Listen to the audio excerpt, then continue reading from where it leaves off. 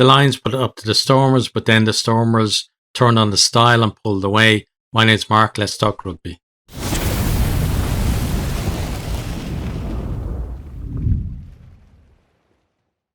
So the opening few minutes of this one was a bit of kick tennis between the two teams. Then the Stormers decided that they were going to hold on to the ball for a few phases, and it really paid off for them. They are able to march upfield. They're making meters with almost every carry. And then Williams is able to go through a gap from 5 meters out to score. Lebok converts that, and we're at 7-0 to the Stormers. The Lions, at that point in the game, they're not really driving through the contact, and they're not making ground with their carries, and it's almost looks like that their ball carriers are actually bracing for the contact rather than trying to drive through it. They're making errors, and Hendricks kicks a restart out on the full, and yeah, looking kind of ominous for them. Stormers get another penalty. They kick it to the corner. They drive the ball from the line out, and they get it going, and the Lions just can't stop it. Like, basically, it was caught, and they started moving forward. There was almost no pause, and the momentum was just there. Lions couldn't do anything about it. Dion Free is the scorer. Lebok hits the post with the conversion for that one, and it's 12-0. Free then, though, gets pinged for not supporting his weight, and there's a penalty to the Lions. So Hendricks pops that over from close range and gets the Lions on the board at 12-3.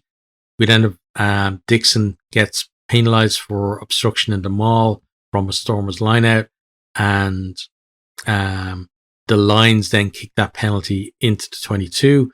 Their lineout, though, is not straight, and the Stormers are able to run it clear from the scrum, and the lineout was kind of, not great from either team. Both lost lineouts against the head, and also some of the ball wasn't very clean either. But then at this point, the Lions are kind of hanging on in there, but the Stormers, you just feel like they need just something to click, and they're going to extend that lead. And we have a great weaving run from Zas.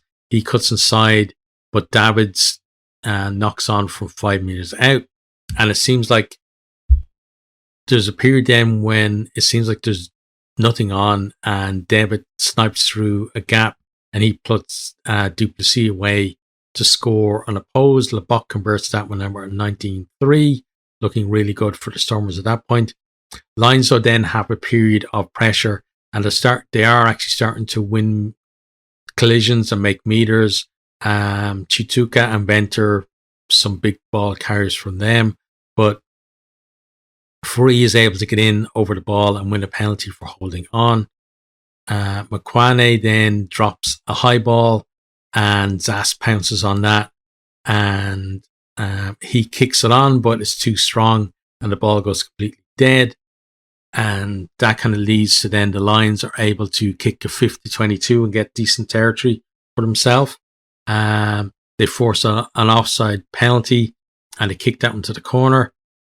The line out, as I said, hasn't been 100% for them, but to get this one right, Stormers, though, were able to stop them all, and they forced them into touch, and then they're able to clear and lift the pressure. And that's kind of been the story of the game, is that, Lions had periods of pressure, but Stormers found a way to, turn the ball over or stop them from scoring. Brenta then wins a penalty for holding on in the last minute and a half. Stormers kicked the penalty into the 22. They tried to spread it then from the lineout, but Lowe knocks on. Halftime score is 19-3. Stormers then in the second half, the counter-attack from deep through Diamani. He goes deep into 22, offloads inside. The ball hits a Lions player in the face, and the ref calls a forward pass. The Stormers go on to score, but it's no try. The Lions then, they're still under pressure from there, but they're able to work it upfield and force a penalty, kick that one to the corner, and they spread it from their line out, and the Stormers are offside. So they'll go again, and they get the big boys involved. They start pulling in the Stormers' defense, and they spread it wide. They find some space finally, and Bambake, his name is, yeah, he's in extra space out in the right wing. He goes over. Conversion's missed, and we're at 19-8. Momentum at this point then is with the Lions. But the Stormers then, Lions are on attack, and the Stormers get a turnover try. Diamani involved again. He breaks down the wing, draws the last defender, and put Davids away for the bonus point try. LeBoc converts that one from out wide. We're at 26-8. And at this stage then, the errors start creeping back into the Lions' play.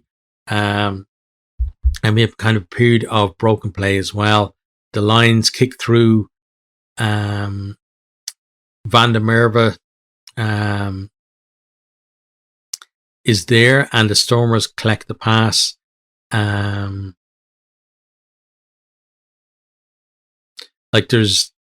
kind of a weird pass where the Lions kick through, and then the Stormers, one of the players kind of just throws the ball. Lions player grabs it, he goes in and scores.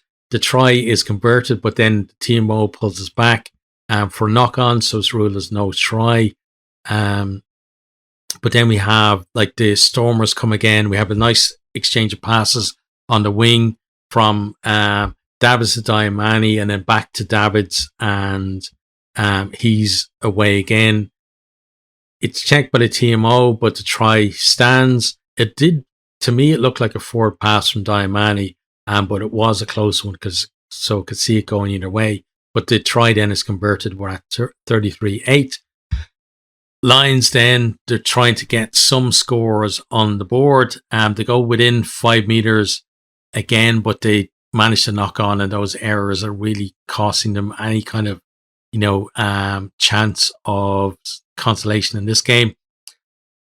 Stormers then win a scrum penalty, but they miss touch from there. The Lions come back and they win a penalty for holding on, kick it into the corner, but they manage to throw the line out, and Tiernason, with a couple of minutes to go, he's able to go over for the Stormers and complete what turned out to be a rout. LeBoc makes it 48 from the tee, and that's how the game ended.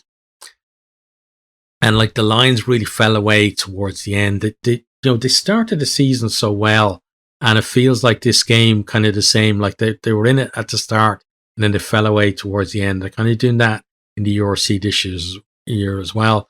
Stormers finished the game strongly, and they're going to look to do that in the URC as well.